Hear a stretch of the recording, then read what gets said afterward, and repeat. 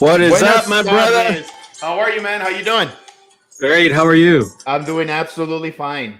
How's everything been out there for you today? This last 2 weeks? Yeah.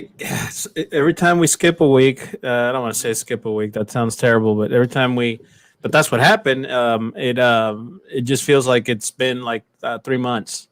But it's been great. And we were just talking about weather, and we've been lucky. It's June 9th here in the Chicken Fried Nation, and we've been lucky with the weather because it's still until really yesterday, but especially today, it hasn't felt hot Right. like we're used to. Right. But today you can feel it, and today Mhm. it's there. And I heard you say it's 104 in El Paso. It is, and we were having great weather. Last week was really good. We even had a few days. We had a little drizzling. It was cloudy. It was nice. Today is Right. 104, and if you know El Paso, that's it gets really really hot really fast. It gets hot Earlier, fast. yeah. Yeah. Earlier today, my son and I went out and about, and we couldn't really feel my AC in my car, and it's working. It's hot. So It's it that takes a hot, right? while. Yeah, it takes a while to Yeah. get going. Hey man, Yeah. I shared this with you. Uh-huh. I started listening to a podcast from a Mexican actress. So her name is Aislinn Derbez. That Yes. she's better known Yes. for Eugenio's Derbez daughter, Right. and she's a great actress. But I really got excited and pumped about her theme because Right. it's what our theme is, right? She calls Mm-hmm. it the magic, la magia del caos, so the Mm-hmm. magic of chaos. But Right. her chats and her guests, and they all talk, that revolves around problems and how to get opportunities. So I know you've And listened I'm to a sorry, let few. me interrupt you Mhm, real quick. mhm, Without mhm. chaos, there's no. What did she say in the beginning? Without chaos, there's no change. There's no change. Yeah, but go ahead. And yep, no. So I was just gonna say that I've been listening to a few, and I listened to one this morning that really got me thinking. I think Hmm. she just uploaded that one. And for those of you listening, if you guys ever want to hear this, it's great. And you go into her YouTube channel, just look up Aileen Derbez. But um, let me ask you: do you think we live to avoid problems, or do you think we live to generate problems? Um, that's a loaded question, but I I what I think happens is a little bit of both. Hmm. But in the world of problems, they can feel so heavy and so final that people naturally try to avoid it. And by the way, that has a lot to do with your brain Yep. because we can get into the weeds about that, but your brain is designed to survive and protect and things like that. So when it feels threatened, when it feels there's fear, and a lot of our guests have talked about fear. I see someone that's watching now who's one of the greatest football coaches. When you talk about um, things that even just a simple player practice or whatever, it naturally wants you to stop or to run away or to not do it. And yet when you bust through all of that, through the Hmm. fear, Hmm. through through the problem, which is why we named our show the what we did, then you'll find literally a whole new world on the other side of that. So I don't know if that really answered the question either way, but the way I see it is it's a natural tendency for us to get away from it and not, just avoid it. So I guess that's kind of, live to avoid the problem. Yeah. But man, if people could just see what you'll find on the other side of, just breaking through that wall of fear. And even if there is a problem, there is a bigger story. I really believe that now. There is a bigger story on the other side of that. Yeah, and I think, I mean, I really feel there's no right or way or right or wrong way of answering that question, but it really, like you said, it's a loaded question. Really gets you thinking. And my thoughts are exactly the same. I mean, very similar answer to yours. And I guess the a better way of asking the second part of that, do we live to generate problems? Is more like, do you live without worrying about the problems, right? So, like, Hmm. taking your risk, doing the things that others don't do, like basically what what the 95% of people, don't want to do because they don't want to generate problems. So I don't know. We could have a whole podcast around that question. Well, yeah. Well, let me give you Yeah. a kind of an example. Did you Mhm. you didn't watch the fight with Mayweather? I Sunday night? didn't because I was watching the soccer game. Uh-huh. Okay.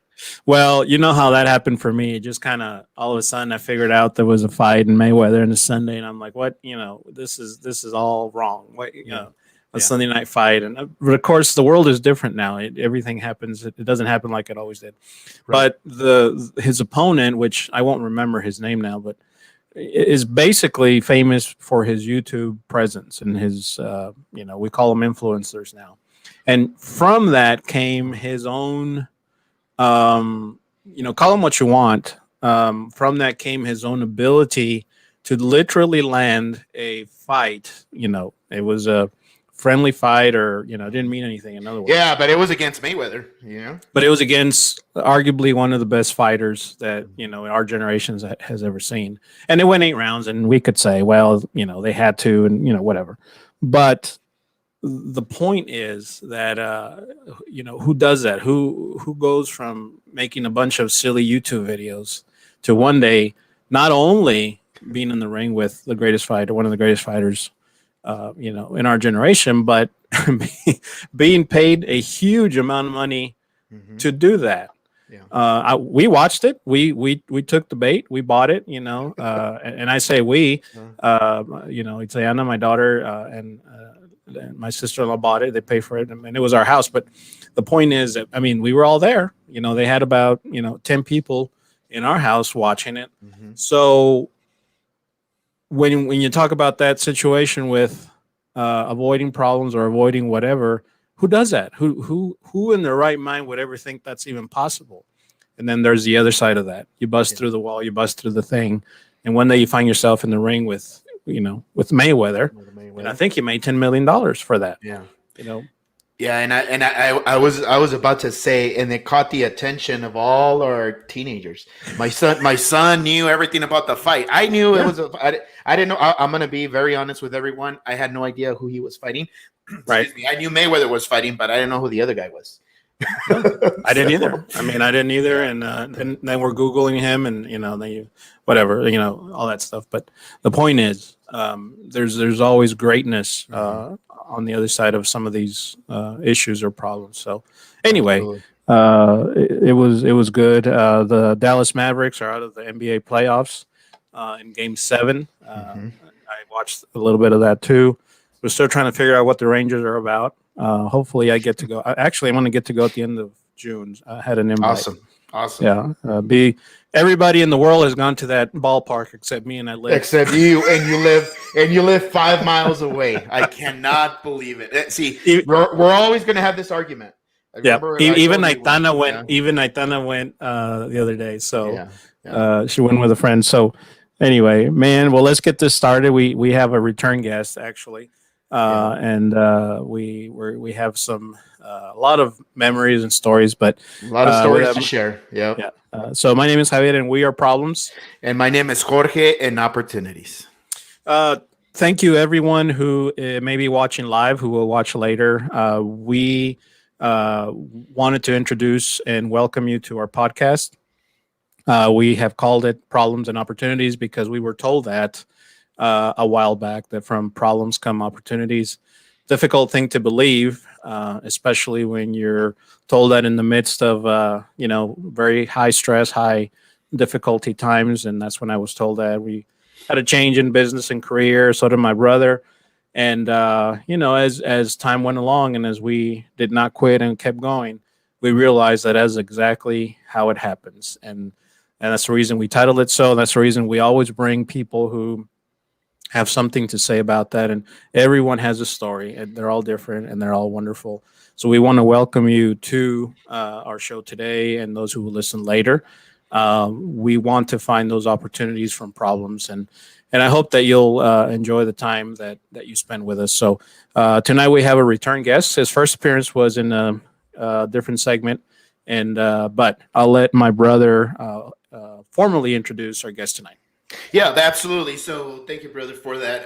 Our returning guest, Mark Bedell, he was with us a few weeks ago in our Monday segment where we allow just friends, family, whoever wants to join to talk a little bit about their business, their growing business.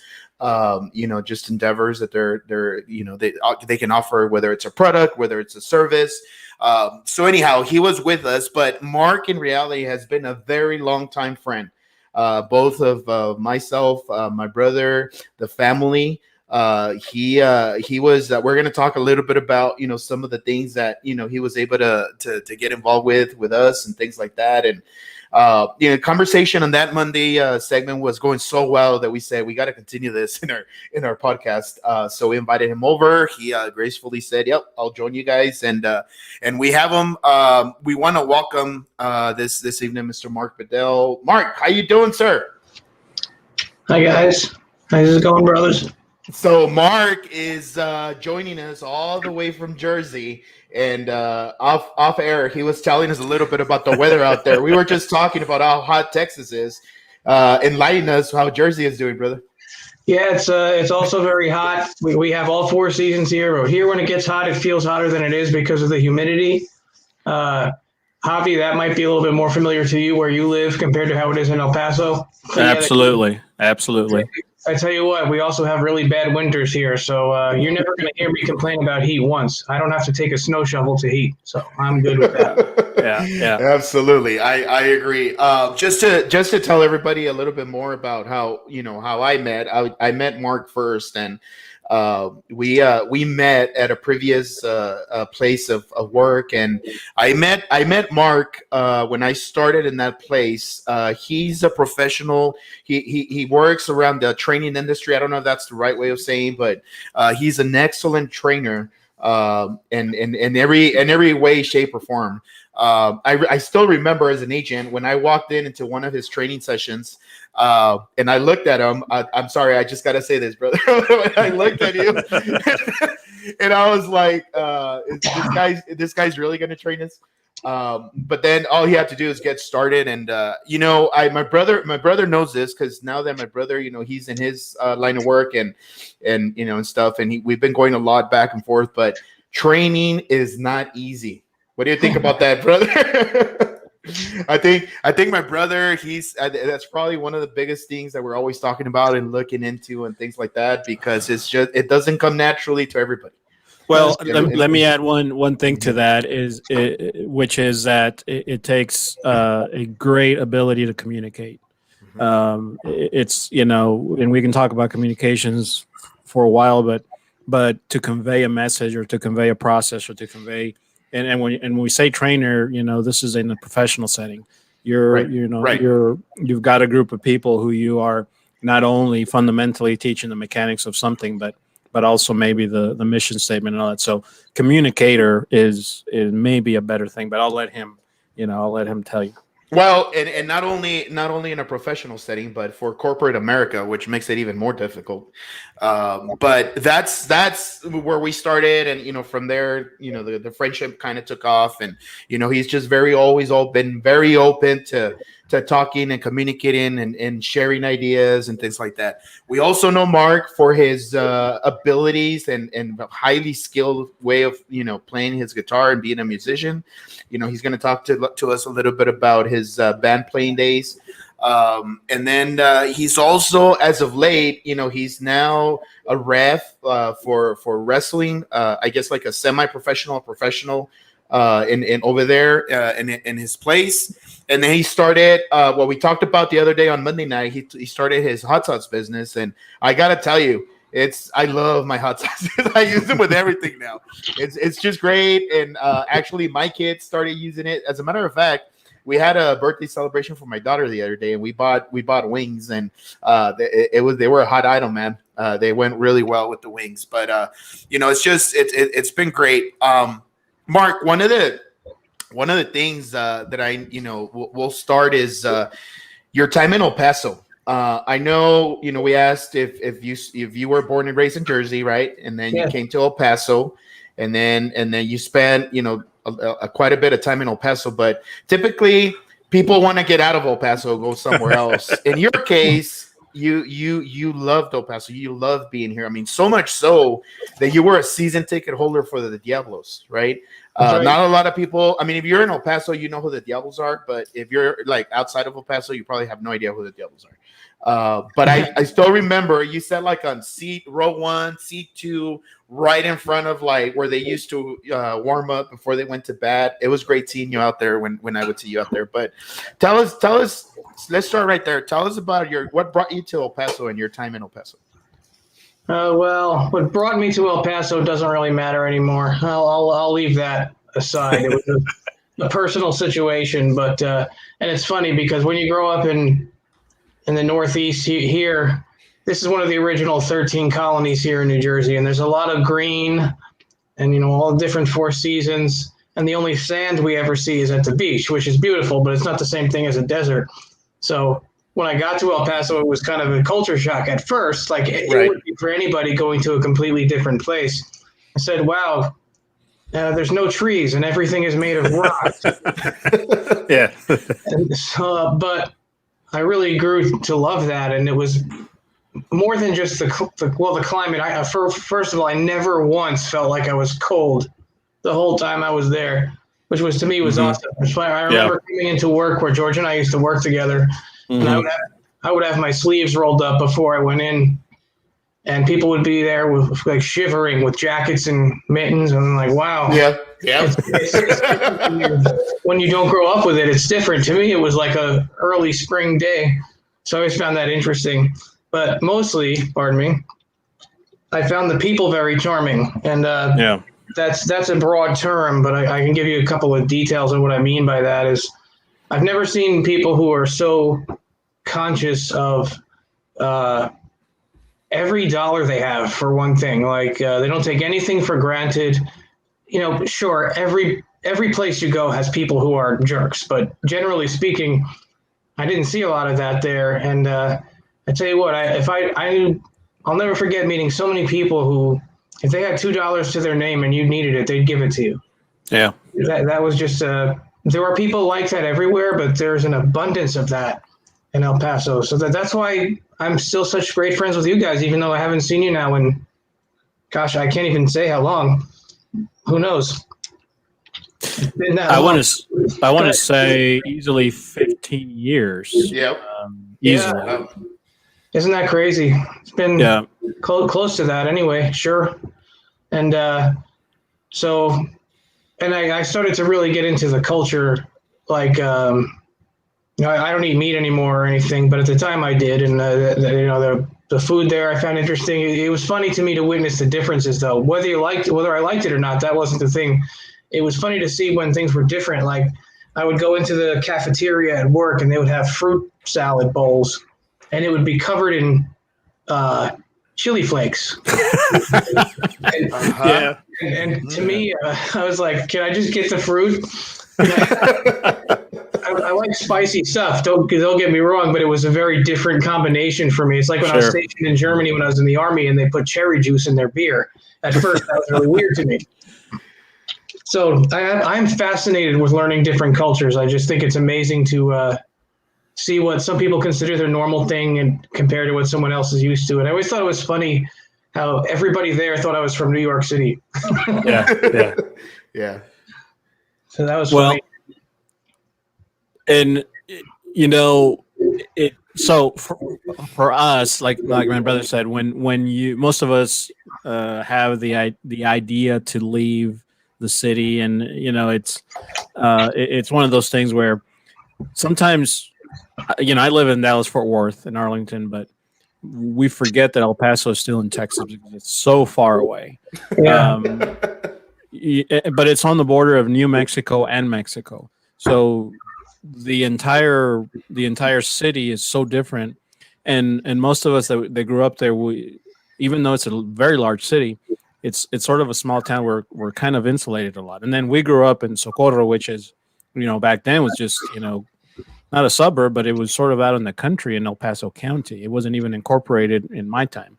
And so you have this, anytime that we had a Mark Bedell come from New Jersey, it was just a novelty. I mean, the accent and I mean, it really was because we didn't know. I mean, growing up, we spent our social time with family. I mean, we had friends in school and all that, but the time away from school and any activities from school with our families. So it really was, a novelty to know someone like you. I didn't know anyone that was not from El Paso, and for that matter, that was not, basically related to me, growing up. And of course, it changed when I left there, but it was a really, really, unique thing that I'm sure a lot of the people you train, a lot of people you work with, felt, when you were there. Yeah. Well, I'm representing El Paso with my hat today. Absolutely. Yep. I love it. I love it. I remember how you getting excited about the Chihuahuas. Because I remember, I don't know if I call her or text or send you a message or something, and you were hyped, and you weren't even here. Yeah, I was super excited. I thought that is the most perfect name. I have a dog that looks just like this little guy. I love Chihuahuas to begin with, and I just thought it was the perfect name for that. Mm-hmm. I mean, it's right next to Chihuahua, right? Plus, not to sound like generic, but people think of like Yo Quiero Taco Bell, right? And absolutely, that's one of the things I love too. Finding out some of the stuff, like you could go into like a fast food place in El Paso and they had jalapenos, and they don't have that here. I'll never forget some of the things I heard, because like to Javi's point about how kind of isolated it is, it's almost like a landlocked island, and a lot of people have never left. Yeah. So some of the people would go to corporate and they'd go to like this fancy steakhouse. George, you know, so I won't mention names, but some of the people I'm talking about. Yeah. They would go to like this fancy steakhouse taken by the owner of the company, and start getting like angry at the waiter because there was no tortillas. Yeah. Or jalapenos. I don't know why we always eat steak with tortillas. Like, hey, I eat tortillas with almost everything. I love tortillas, but it was, if I went to a steakhouse here or a fast food restaurant, they're not going to have them. I'm just saying, it's just interesting to me how different that is. Yeah. I mean, here we have everything, and so some of our favorite places are like, for instance, Lebanese food, certainly Italian food, and we have, we run the gamut from the Olive Gardens of the world, which I don't like to go to mom and pop shops that I love to support, but it's the same thing. We take some of our family now that we've been here a long time, and it's the same thing. They're still looking for the tortillas, and they're still looking for the jalapenos and the salsa, and it's never. And I want to say you guys had to accept or experience. We go to a Lebanese restaurant. Hey. Open your mind to this, but I mean that's part of what I found very charming, though, honestly, because it was so innocent. Yeah, really, it was. It's funny too, because I'll never forget this. We had our first potluck things. The training team, George, you'll remember, the training team was notorious for that. We were also really good at invading everybody else's potlucks. And we had one, and they opened up one of those cans of jalapenos, a little can of jalapenos in it. And I said to myself, I love jalapenos. That's about as hot as I like my chilies to get. Habaneros are too hot for me and all that stuff. But so I took a big bite of one. And that's when I realized they're hotter out here. Yeah. So it's not the same level of hot. Yeah. And I guess it's because they grow more locally there, so you get something more natural. Yeah, right. And I think it just going back to the overall essence or feel of El Paso. I've always felt that the residents is what makes the city. Here ever since in the last 10, 12, 15 years. So we got the Chihuahuas, but before then we actually got the Rhinos. Did you ever get a chance to go see the Rhinos? We went to the Rhinos game together. Remember? Okay. A funny story about that. You are right. Yes. You brought your son, and he was wearing a Rangers shirt, and I got angry with you. Not literally, but I joked around with you because I'm a New Jersey Devils fan, because hockey's my favorite sport. I was just going to say Rhinos were hockey. I'm sorry. Rhinos were hockey. Right. Rhinos were hockey. And the New Jersey Devils' arch nemesis is the New York Rangers. Right. I do remember that. I realized that it was a Texas Rangers shirt, and I wouldn't call myself a fan. I support the Texas Rangers enough. I certainly don't root against them unless they're playing my team. So I just thought that was funny, and it was interesting too. I could never get the people to do the chant right because I was always trying to lead the chants. And a hockey chant, it's simply you say "Let's go Rhinos," and they couldn't get that. I would go, "Let's go Rhinos," and everybody would yell, "Let's go Rhinos." And it was but I really enjoyed that very much. It was a lot of fun. Yeah, well, I remember you inviting us to a Devils game at your apartment, and we also came over. That's when you explained how hockey worked. I had no idea what the rules and like how it was played or anything, and you spent like an hour trying to explain it over to me, which was great. I don't know if you noticed that a lot of it is very similar as far as the way the rules work to a soccer game. Yeah. Yes. And I was going to segue a little bit into that as far as what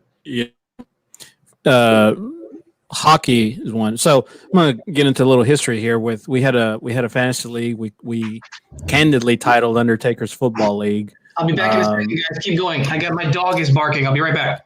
Okay. And which is how I met him, and he through that process of.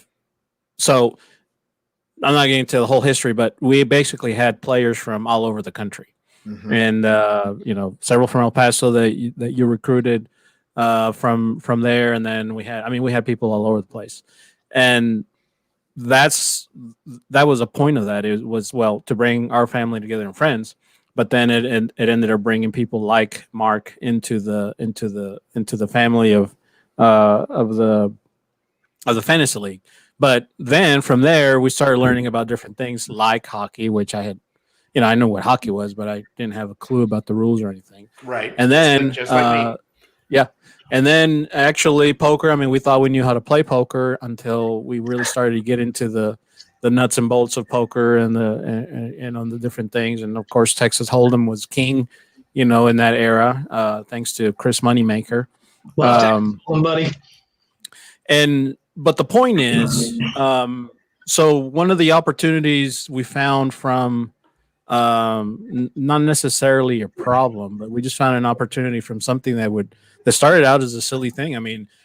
Back in when I had that job, we on a weekly basis, we take the newspaper and we had a little sheet and we pick games, 5 college, 5 NFL games. And then I started thinking, this would be fun if we did it with, my brother and it just grew into this whole thing where we ended up having gigantic Super Bowl parties, in El Paso and here. And from that was born more than just, just a silly game of picking games against the spread.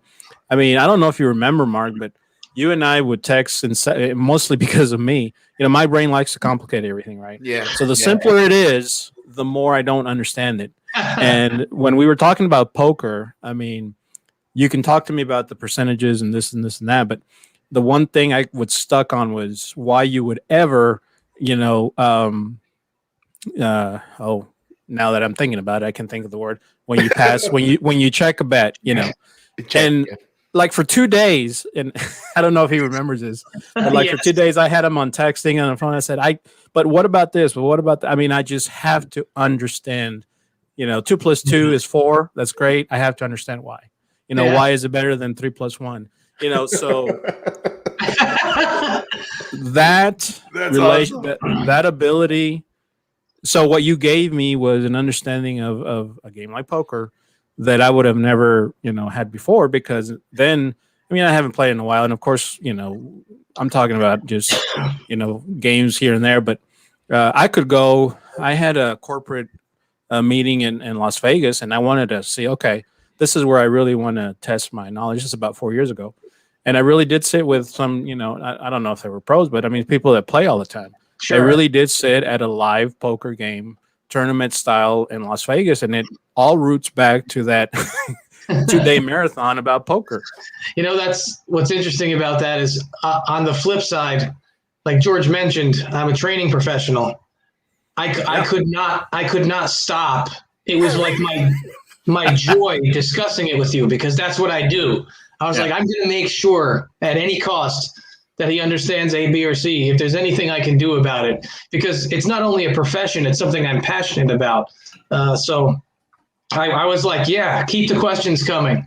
And I always tell people now when they say, oh, I love playing poker, I always say the same thing and say, I've never played before. Do you want to teach me? Should I bring money? It was the craziest training marathon I've ever. Crazy in the sense that like you say, thank you for the passion. I don't know that anybody would have kept answering my questions, because at some point it's just like, that's what it is. Just accept it. If you're in this position, whatever, all that stuff. Well, you're such a good friend, Javi. You could have been asking me to explain Luke Skywalker, and I would have done it for a week. I mean, it's not only am I passionate about doing it, but when it's somebody who I have a vested interest in personally, it's even more fun. Yeah. But then one day, and that's what happens to me. One day it makes perfect sense, and then I terrorize it. In other words, I just obsess over it and play and try to beat everybody. So that was great. Go ahead. I was going to say, George, if you remember, we had a poker game at your house during the NCAA National Championship football game. I do. And I really do. We have a couple of friends, one whose name starts with an E and the other one with an M, and they were just like going nuts. You guys both know them, and I don't want to call out anybody's names, but and those guys were always on 10 to begin with. Yeah. Which, don't get me wrong, I loved it about them, but it was fun to be around. Yeah. Yeah, those were the days where my wife, Minnie, would always say she doesn't know how to play, and then she would take the table. Do you know that's my Chihuahua's name? Yeah. Oh, it's Minnie? Minnie. Awesome. Yeah. Her name's Minette, but I call her Minnie. That's great. Brother, I was going to say right now, you mentioned that about the UFL league and how we found the opportunity that I don't know if it's problems, but two things that, always comes to mind about UFL. Everybody had a really hard time understanding how to play the UFL. That's because I built the rules and I'm not a good trainer like Mark. That's the first thing. When no fail, everybody would always have questions about, especially when the results would come out, right? Like people would question the results left and right. Yeah, the accounting was not great. And the second thing was exactly that. Like we were dealing with players from literally almost all over the world, right? Like different states, different countries, and everywhere. I have no idea how you would, because the commission's office and team was one person. It was just you. And and by the way, we had very seasoned football, not only football people, but people who understood this this system of picking games against the spread. I mean, we had lawyers, we had detectives. We had very professional people who had been looking at these betting lines for as long as I had been alive. And so you got me.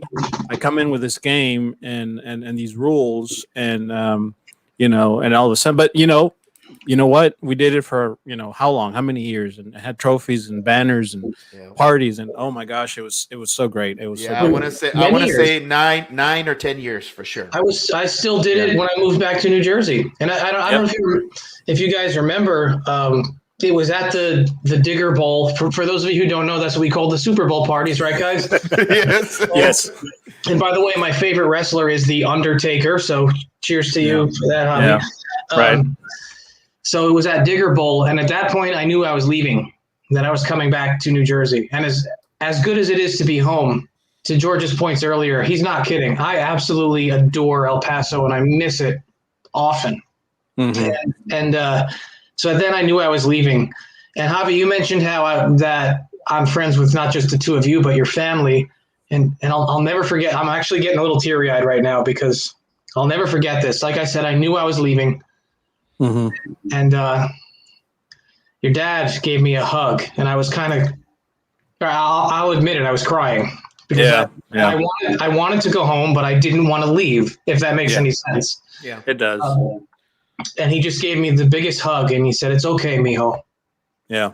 I'll never forget that. What a wonderful man. Oh yeah, we've had that a lot. My wife and I, and of course, she has some family here, but you said it exactly right. We rarely want to leave. Um, you know, this is home for us for all intents and purposes where we are now, but it's hard. When we lost mom, we stayed, of course, at dad's house through the services and all that, and the day that we woke up to drive back, and we had to. He that was in almost 30 years. That's the only time he told me, "I wish you didn't have to leave." Oh, really? And that's incredible. Because I mean, there's always a lot of great things that have happened because we live here. A lot of things we've seen, but I understood what he said. I mean, it was a major change in all of our lives. But yeah, that's the one. And she was a lovely lady, always very sweet to me also. yeah.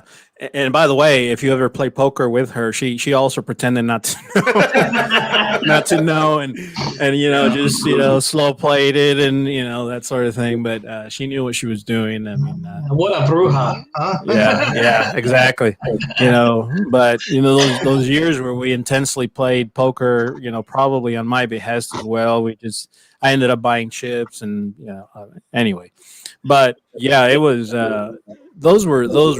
Those were special times, and they really were. We talk about bringing it back. We talk about a lot of things, but sometimes I feel like, well, it did what it had to do. I'm speaking of that fantasy. Well, I'll tell you what, I'm always ready to put the band back together. I am. Well, what's interesting is that anytime my brother, anytime he's talked to anybody about making a comeback, you should see everybody just raises their eyebrows, and they're like, "Whoa, we're ready. We can help." So that talks very good about the feeling. I know that Digger Bowl at my house, you dubbed it as the feeling. Because I'm gonna repeat this again. We had about 110 people there. I don't know if we were probably breaking all kinds of rules and hazards. I think the cops came, didn't they? Yeah, they did. Because we started. It was a Sunday night, and we started karaoke at about midnight, and so we were at home. I don't think I went to bed that night, frankly, because we also then played poker. And your dad was the karaoke guy. He was the king of the mic. Yeah, and most fantasy leagues end right around Thanksgiving because they don't go into the playoffs because they're not all the players are in the playoffs. But our format allowed is to literally go to the Super Bowl. Sunday. That's what I loved about this fantasy league, that we actually celebrated the winner on Super Bowl Sunday. And it was great too. I don't know if you remember. I'm sure you guys do. So that's a rhetorical statement, but it branched out into a couple of other things that people gave a try. I forget his name, but one of the gentlemen that was in the league with us, Javi, I think he lives by you. He started on Yahoo an NCAA tournament bracket for the UFL. Yeah. Mark Gustafson. Yeah. Yes, right. And didn't he go by Son of a Gustafson or something? Yeah, something like that. Yeah. And then I also started a hockey one for the hockey playoffs. I didn't want to try to do it for the regular season because, like hockey, baseball, basketball, to try to do that during the regular season, there's too many games. So we did a playoff bracket, and you guys both played, even though you didn't know much about it, and it was fun, and you kind of humored me with doing hockey stuff. But it did branch out. It was fun. Well, and there is a video that I so hope that is saved somewhere, because we produced a video here that was called. It was meant to be like how you have ESPN commercials, right? Yes. But it was meant to be a video that was great. It was meant to be a video that was uncovering a like a conspiracy within so I have to find that video, and now that we can do all this stuff and upload it and then show it, because it was such a great video. It was so well done. That was really good. I remember it, and I thought, "Wow, man, this is awesome." And anyway, I'll find it. I think I know the guy who did it. I'm sure he kept a copy. I sure hope so. But this was back in the burning DVD days. But more than that, every single person that was part of that group, in some way, I still keep in touch with.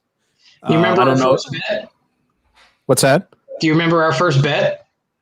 What I remember is a Notre Dame Michigan bet. Notre Dame, Michigan. Yeah.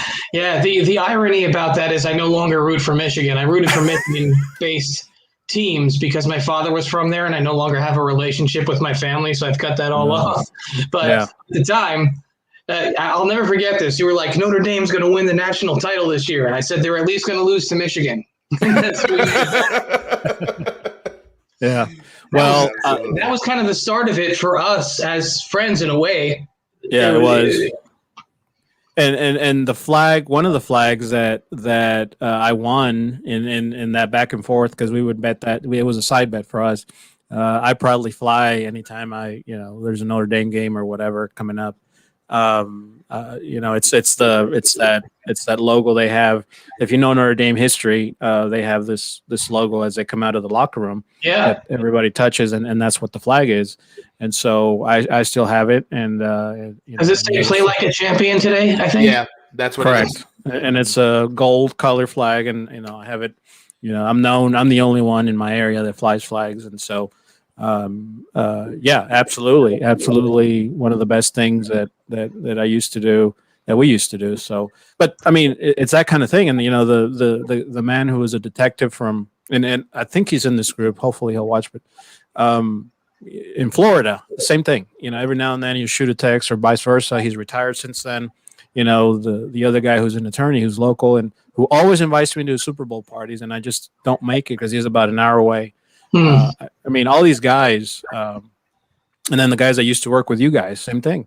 Every now and then. I mean, I would have never met any of you were it not for that group. So, yeah, But, you called us out. You said, I'll never forget this either, because I was one of only two, maybe one other person. But George, you remember obviously very well, I'm sure, and Javi, you may remember him too. Damon Miles from Arkansas. Yeah. Yes. So you had said I want to pay tribute to the veterans. So would the veterans stand up? And that was me and him. So that was like, damn, look at you guys. And that's when, though, the crux of it was you won the next bet, and I had to give you the thing. Do you remember what it was? It should be a it should be a Red Sox. Was it a Red Sox golf driver? That's right. Club. What do we call that thing? Dang. The cover. Yeah, the cover. The cover. The driver cover, which I still have on my. Let's see. You see my? Yep, it's back there. Back there. Yeah. And by the way, that little monster over there, that's a UFL trophy, an original. Well, can I just say the best UFL trophy, in my humble opinion, was the dead ass last trophy. Oh. Now, I mean, that thing was so amazing that you wanted to be so bad you'd win it.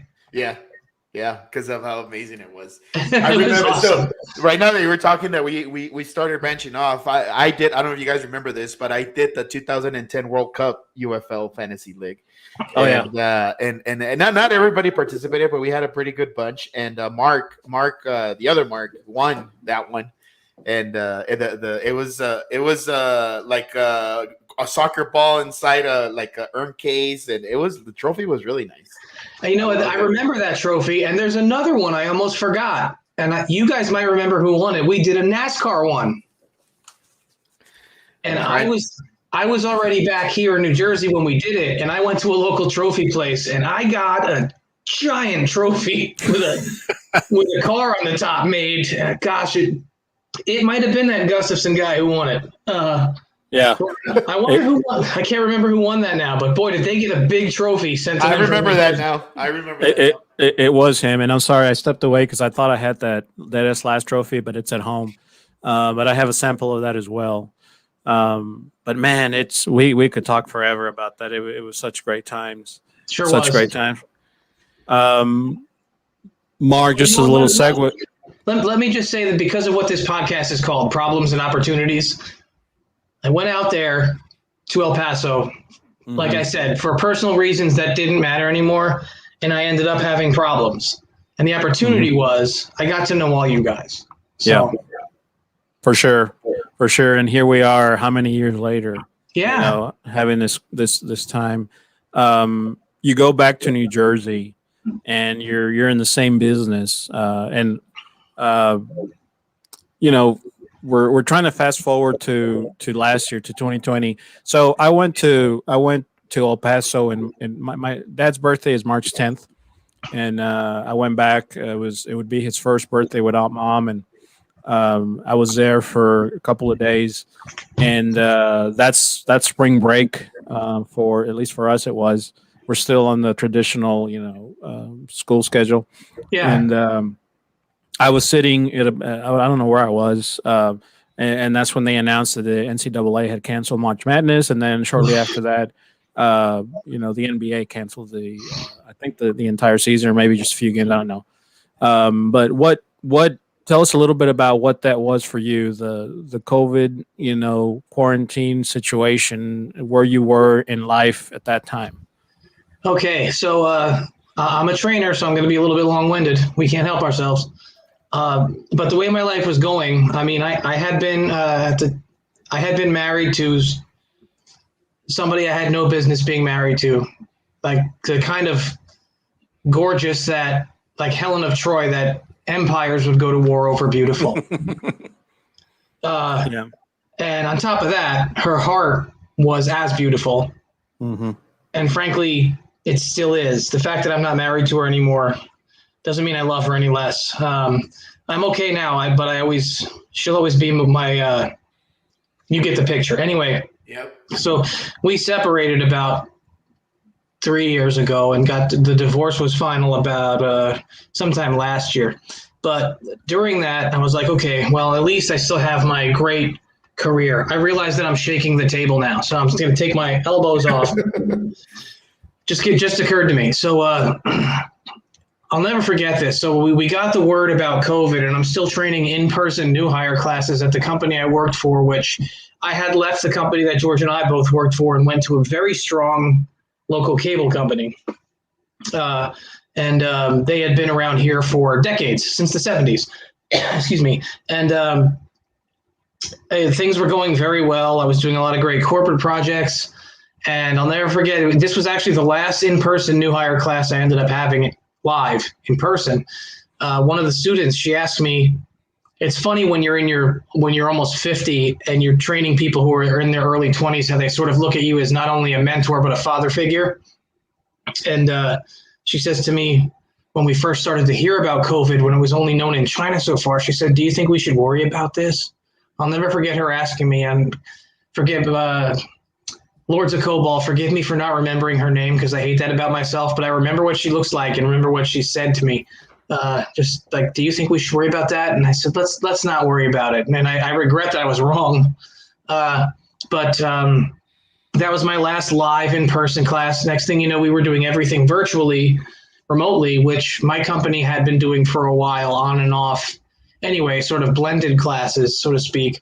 So that was an easy adjustment. I mean, heck, I didn't even have to wear pants when I got up for work. But then fateful day happened in April of last year. My company made a decision that they're losing a lot of money because of COVID, and they laid off almost 1,000 people in one day, and I was one of them. Just about my entire department was eliminated, in fact. So that was one of the worst feelings of my life, especially because I know how good I am at what I do. And my director called me. We're on the phone together. She's crying. I'm crying. We loved working together. We had a great team, and almost everybody was just like that, gone. And the good news about that is that I'm still not working full time in that field, which I'm still trying to do. I have an interview tomorrow evening, actually another one. But I'm being very selective because I have money saved. I'm okay. I'll be fine for a while. So I have a chance to be very selective about a company I choose to work for that shares the kind of values that I have. And that's a different thing for everybody, right? But we all have our own values. But the ones that are mine, I'm waiting for a company that shares those with me. Things like being green, and I could go on and on all day, but I'm just using that as an example. I like a company that's conscious of things like that. So The fact that I lost that job, it was very painful. I've applied for many more positions there to try to get back because I did love working there. But when it comes down to it, that's probably beating a dead horse, and I probably should stop for my own sanity because they don't typically there want to bring back people. They did that. They laid off before. But like I said, the good news is I am in the position to be able to wait for something that's just right for me. And that's awesome. That's where I am now. I mean, it's not as good of a feeling as working. I mean, do you guys remember the movie? You both have kids, so you probably remember the Beauty and the Beast movie. Yes. Do you remember the scene where they're singing about "Be Our Guest" and because nobody had been in the castle for so long? Yes. And the little clock, he says a line that really sticks with me, how I feel right now as somebody who loves what I do professionally and is not doing it. He says, "Life is so unnerving for a servant who's not serving." So, so that's like I said, I'm okay and I'll be fine, but I do like what I do and feel like I have so much to contribute that I'm looking forward to getting back to it when the right thing comes along. You know, Mark, now that you just mentioned that, another line comes to mind that I always think about when we get, when I get in certain situations that are tough and are difficult, and you're fighting your own battles, right? Internally, because you always feel like, man, I have so much to give and I want to contribute so much to society and and in a professional and a personal way and things like that. But I don't know if you saw Romo's speech when he handed over the reins to Prescott. So when he got on the conference room and he did his speech, one of the things that really stuck with me is that you're always fighting two battles, right? You're always fighting with the man in front of you and then the man that's inside of you, right? And then he said, once you settle everything with the man inside of you, then the man in front of you doesn't matter anymore. Yeah, that's interesting. And I always think about that right now that I was listening to you. I always think about his part in the speech because it's so true.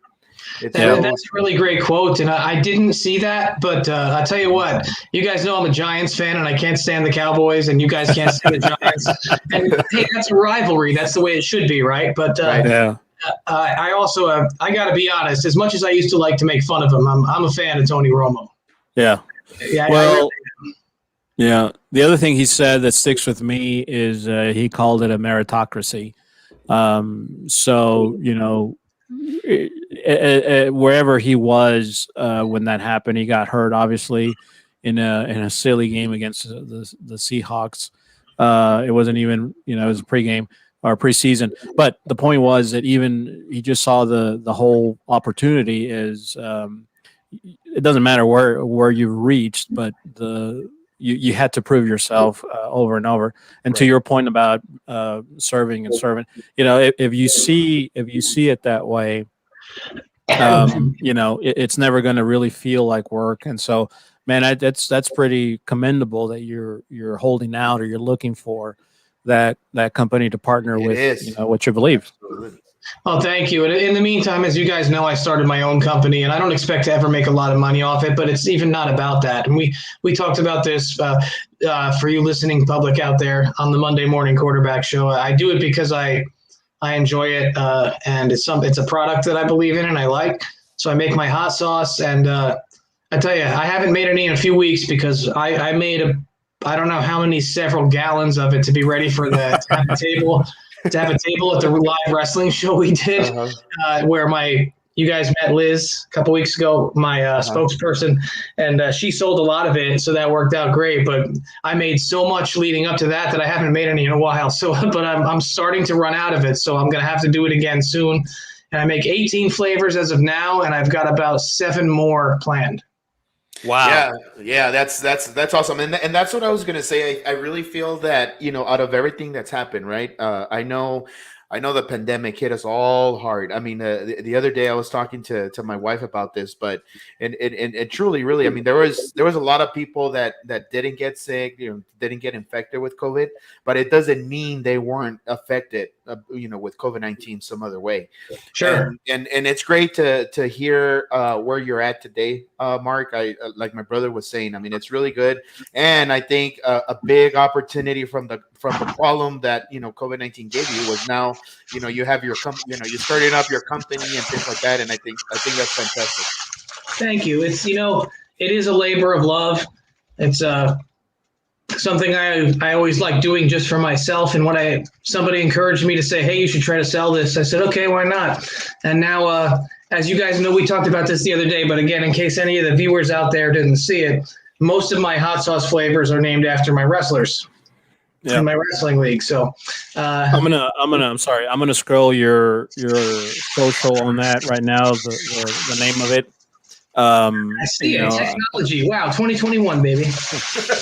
And I know that you're building, websites and other things, but for now, through Facebook, this is how people can get in touch with you and order some of that stuff. I wanted to ask real quick. We're always mindful of time, but you're also a musician, and I would call it a professional musician. In fact, that's the picture we used. Tell us a little bit about your music, background. Tell us what's going on, what goes on in the music world with you, because I think that's it's so many dimensions to this. But tell us about that.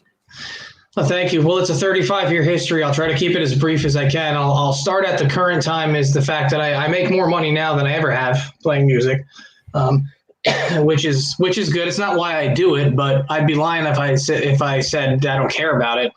When I was a teenager, somebody lent me a Judas Priest tape, and I said I want to do that. And and before that, previously, I really liked Kiss in the 70s. I'm very old, so I remember Kiss in the 70s. So I always thought that was awesome, and how fun it would be. But when somebody gave me that Judas Priest tape, I really went, man, I want to do that. So I got a guitar that somebody had handmade, and I tried to learn to play it a bit. And I saved up all my money from a summer job, and I bought a real guitar, and I was trying to learn. And then somebody said to me, do you want to play bass? And I thought about it, and I was like, nah, I want to play guitar. And then they said, oh, okay, because I need a bass player. And it turns out everybody needs a bass player because nobody wants to play bass. So I said, you know what? I'm going to do that. And turns out if you play bass, you'll always be able to get a gig, even if you're halfway decent. So that was a good decision. And I got really into it. Bass is a very powerful instrument. Yes. So it is. I played original heavy metal music in the 80s. And then I went into the Army in 1990 out of high school, and then when I got back home in the mid 90s, I jumped right back in. I got into a pretty popular local metal band that was #1 requested band on a radio station at Seton Hall. I'm sure you guys know what Seton Hall is. They have a well-known college radio station, and we were the #1 requested band on there. And then they started getting a little bit thuggish. Like some of those bands started to get like gangster rappers. Some of those metal bands, like all they wanted to do was fight. And I said, that ain't for me. I play rock and roll because it's fun.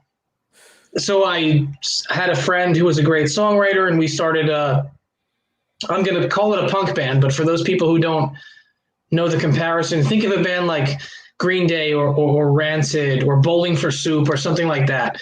Right. We were a band like that, and we were this close a lot of times. Interestingly, one of the things I learned is, because I'm also at this time a business professional, you have to have no backup plan. If you want to make it in the music business, you have to be able to drop everything right now and go on a tour for no money. Oh boy. Yeah. And go for it. I just wasn't in a position to do that. I wanted to be able to pay my bills and stuff. And then I did. Also during the 80s and 90s, I was in a band, a death metal band. So you guys might not, and your listeners might not know what a death metal band is, but we were one of the pioneers of that genre. And there's some pretty popular bands in the world who do it now. bands like Arch Enemy, if you wanted to look them up, that's a band that's really popular in that now. And but we were one of the pioneers in that genre in the 80s. And then we got somebody found our old demos and started posting them all over YouTube. This band's got to get back together. So in 2011, we got back together. We ended up getting a record contract and finally had a chance to record those old songs, plus a couple of new ones. But we got to give those old classic songs the treatment they deserved. And I mean, I didn't think to bring it in here to put it up on the screen, but I have the copies of it on CD and vinyl that came out. And but again, I couldn't drop everything and go on tour for that. So I wasn't going to make any money doing it. I'm a business professional. I got to get up and put on a tie tomorrow. You know, I'm not going to do that. But, I've always loved doing it. That band's very dear to my heart and will always be. I have my favorite. I have 2 tattoos of that band, including my favorite one. I also have a tattoo of the punk band I was in.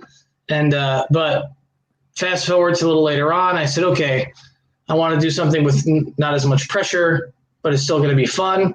And I put myself out there. It was just on Craigslist. I said, you know, bass player available.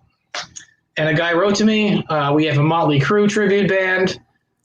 Would you be interested in that? And I was like, perfect.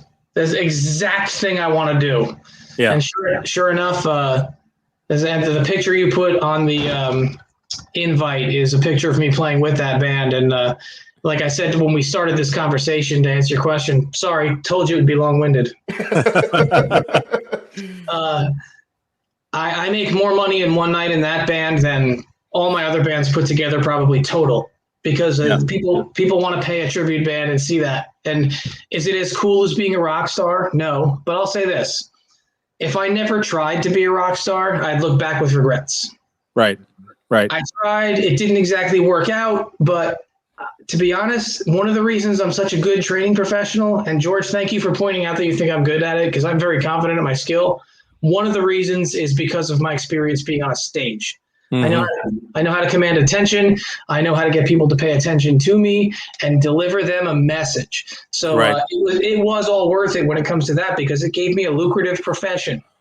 Right. So, and now I get to do it. It's way more fun because there's no more pressure to try to be a rock star. And it's a good time and I get paid and we have a loyal following and girls like it. You know, that's cool. Right. Well, and during last year, you know, from your home, you would do, you know, Facebook Lives with your guitars and, you know, just different things. And our official producer, Israel, who's not in the screen, but he's definitely driving this bus. He is becoming a fantastic musician. Yes. And I was just having this conversation with him the other day because we had a rare date night. My wife and we went to this place, and now that I understand music better through his eyes, I was looking at the bass player because I love that sound. I'm not going to use the right words, but I love that low. I mean, the Monday Quarterbacks song that he did for us. When that bass comes in, that's when I get excited. When you hear that. I noticed that about that song. Sorry to interrupt you. Real quick, I just want to point out that I was with you on that. Yeah. I mean, I love the way that powerful, you know, and there's several songs that I can point out that have that same effect. And so I just shot him a quick text and I said, hey, because I have a perfectly beautiful 6-string acoustic guitar right behind me that I won in a bet that I will never play. I'm going to give to him. But I said, you know, I think I could really get interested in the bass because, you know, not intellectually, but it makes sense in my mind, if that makes sense. But, you know, but back to, you know, you were doing those lives and that was part of it to see the, you know, the different types of guitars, the different everything, whatever. You know, I like Metallica and I read about those guys. I got to go to one of their last live concerts here at Cowboy Stadium. I think it was 2017. And I'm, you know, like you, I'm older and I don't go for the excitement of it. I'm actually doing like a coach and watching the play-by-play. I'm watching these guys perform. I'm watching the sound and all in preparation. Actually, I didn't know it back then. I'm in preparation actually for this. for the potential of having a podcast that would communicate things. And I've learned a lot. We got a long way to go, but it's all inspired by things like what you do. When you start doing it, with the idea that you're gonna be famous or excuse me, for money or whatever, then it takes the fun out of it, in my opinion. I mean, whatever greatness comes of whatever you do will come, will follow. So, you don't know this, but your lives were inspirational for that reason, because I learned some things about music that I didn't really know. Well, first of all, I would love for you to play bass. I will get on those texts just like the old days. We can FaceTime, and I will teach you. We're gonna have to do. Fun. I gotta tell you, Mark. When he started talking to my son, my phone went off. It was just going like my son got excited. I've also learned a ton about music. My son, his life revolves around playing guitar and music, and he really wants to learn how to sing and stuff like that. And I'm all for it, because I think it's a great thing to do. It takes a lot of skill, takes a lot of patience, and it takes a lot of effort. I see his struggles with it. I see how it's never too good for him. He's a perfectionist. He wants to get it better and stuff like that. But I love the time he dedicates to it. Well, I tell you what, George, tell him all about me on bass, but please don't ever let him watch me play a Facebook Live with an acoustic guitar.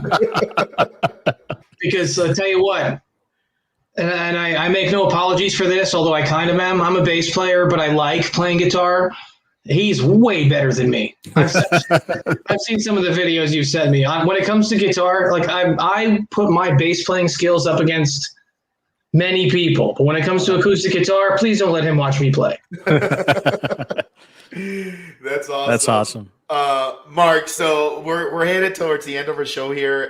It took me back memory lane like you cannot believe. I'm here just thinking about all the great times at work when we used to be together. When we used to sit at your cubicle and just talk about everything and anything. Took me back, to my mom. I told you on our other show that my mom really loved you. He called you el muchacho de los tatuados. Yeah, that's how she remembers you. But well, there wasn't a soul. I'm sorry, there wasn't a soul that. Well, no, that's not true. Our grandpa, her dad had tattoos, but they were not. They were, he had Our Lady on one arm, and then he had a. There was a Mexican man who had Our Lady on his arm. Come on. Right. And then, well, here's the punchline. On the other arm, he had a lady who had no clothes. Yeah, exactly. but the quality was just. I mean, who knows where you got them? There you go. So that's you guys. I'm sure even though it's not big in your family, the Mexican community is very well known for their tattoo skills and black and gray art, especially in Los Angeles. That's There's some guy, Freddie Negretti is his name. Look him up if you're curious. It doesn't mean you have to look him up. I'm not saying look him up and then go get a tattoo if you're not interested. I'm just saying, just because of the culture of it, he's all about his culture and where that comes from. Fascinating. Yeah. Awesome. And so what I was saying, Mark, is it really feels really good. I think one of the biggest opportunities from back in the days, again, just like my brother said, I don't know if there were problems. I mean, I'm sure there were plenty, but I think around all that time, like especially when we would get together for the Super Bowl parties and poker night, whatever, you would just forget about everything and just enjoy your time. So one of the things we always love to do at the end of our show, Mark, is allow our guests to crystallize, just give us 1 or 2 points about what you want to leave out there for our audience, whether you want to talk about, just give some crystallization around, taking opportunity of meeting people or your new business or things like that. What do you want to leave out there for our guests? Well, that's a great question. Thank you. So the first thing I'm going to say is advice to young musicians. And there's a part 2 to this. So don't think the first part is the only part. But my first part of this question is if you have young people in your family who want to learn how to play music and you want to give them advice, tell them this one thing: quit. That's my first piece of advice. However, that's if you're going into it thinking you're going to make a career out of it. And by the way, obviously, many people do. It doesn't mean it's impossible. But if that's the only reason you're doing it, it's not good for your soul. I learned that the hard way. If you're doing it because you love it, go for it, because it does become a lot more fun that way. Yeah. What else do I want to leave out there? Oh, my gosh. Even though I don't like the Cowboys, I like Tony Romo. And something that I've learned in this past year, and I'll be frank where I learned this. I was really struggling really hard. I'm gonna make myself very vulnerable right now. You guys might know this about me, but I don't think I've ever said it publicly. So this might be dangerous for me to say, but I'm gonna do it anyway because you've been gracious enough to put me on here. When I lost my job that day last year, I went in the garage and I hung myself. And I didn't pull it off. I ended up in the hospital for a few days and I'm okay now. But what I learned from that, a therapist told me, say to yourself, no matter how hard it gets, I don't know how, but I'm going to get through this. Yeah. Say Absolutely. that to yourself. And what I learned is think of whatever that thing is. And believe me, I understand this is easier said than done because I had to go to a hypnotist to make me get it. Whatever that thing is that's keeping you feeling like that, picture it like a balloon. I'm doing this like holding a string. Picture it like a balloon, and then let that balloon float away. Yes. Watch it go away and let it take everything away with you. And just remember, tell yourself, I'm letting the balloon go. It's going to be okay. Yeah. I learned the hard way. Well, I learned. It's easy. It's not easy. It can happen that you can't let that balloon go. And I didn't. And it went bad for me. But I learned from it. So whatever, look, any of your listeners, they want to call me if you want. I'll tell you all about my experience. But people love you, and remember that. Yes. Well, I'm going to add a little to that, and not to trivialize it, but some days are literally 1 hour at a time. Yes. You get to 1 hour, you get to the next. All of a sudden, you've got a day, and then you've got a next day.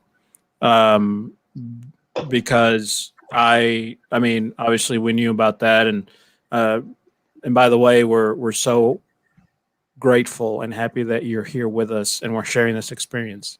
Absolutely. Thanks, guys. Absolutely. But the message I always try to convey is some days are literally just an hour at a time, a section at a time. And we started talking about in the beginning about, my brother asked me in our little conversation about, do you live to avoid problems? And you can't. We all have them. It's things that are going to happen.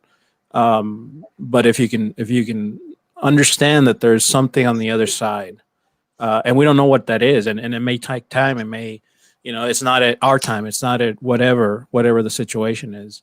But there's always something to be learned, or something to be had, or something to be. I mean, you wouldn't be making 17 types of hot sauces. You wouldn't be, you wouldn't be where we wouldn't be having this conversation. Yeah. In any other occasion, and to the point of doing something that you love. The podcast situation is something that I learned, or that I came to love, but I didn't ever want it to be exactly what you said. Something that I wanted to, it will become what it is, and whatever comes, we will be grateful. But that's not the intention, and I didn't make it, we're in 3 businesses. We didn't make it specific to business. We didn't want to be, bring in just the best of, these businesses. We wanted to bring people on to tell their story, because everyone has one. And then, what you share is very, powerful, personal, but someone out there will listen to that and will understand, the greatness of what you just said. Yeah, I hope so. And I know, Mark. Sorry to interrupt you, but how difficult it was, I could tell physically how difficult it was for you to share that live. Because by the way, we're live. We're not recording this and showing it later. We always do the shows live, but man, I'm so proud of you, man, and that's something I really always loved about you: your honesty, your transparency, and your willingness to help others. Because what you just did, it was specifically, obviously, to help yourself, but all to help others. And I know it wasn't easy for you, for you to do, and this is exactly. I'm so proud of this moment and this podcast. typically when somebody thinks about a podcast and guests, people think about, oh, well, I have to have a multi-million-dollar business, or I have to be, in politics, or I have to do this, I have to do that. It's not always about that. Sometimes it's just somebody like yourself that has other type of skills, that's been able to provide other type of efforts to yourself, to the community and things like that, and then just come in here and share a heartwell story like you just did. Thank you for that. Thank you. If one person heard that and it made a difference for them, that, because you know this about me, George, and you've been alluding to it for both of these podcasts. I will put everybody else's needs before mine first. Yeah. Somebody who I just applied at a job for, they might come on, they might see this podcast and say, "Oh my God, that guy's crazy. He just tried to kill himself." But you know what? That's okay. If one person heard me tell that story and they look back and think, you know what, maybe I should think twice about that, then I would rather be homeless than have that person be gone. Yeah. Mark, thank you so much for being with us tonight. We loved having you. As always, our conversations, they take off, and we could be here for hours and hours at time. But love spending you this evening with you, man. And I know, time is precious, but I think these we love doing these segments, and love having you tonight, man. Thank you so much. I love you guys so much. Give your best to my best to your families, all of them. I'm not sure how many of them remember me. Javi and George, your kids were babies last time I saw them, but I remember them. So yeah, give everybody my best. I love you guys so much. I love you. They remember, because we have so many memories of our time in that UFL, and we want to thank people who watched this live and people who will watch it later. Powerful message today, and we could go on forever. We could, and maybe we'll do it again. Maybe we'll do it again. Maybe we'll do it again. We'll talk about sports more. Yeah. For sure. So that is a perfect way to end our time today. And so for my brother, my name is Javier, and we are Problems. And for my brother, my name is Jorge, and Opportunities. Thank you, guys. Thank you very much.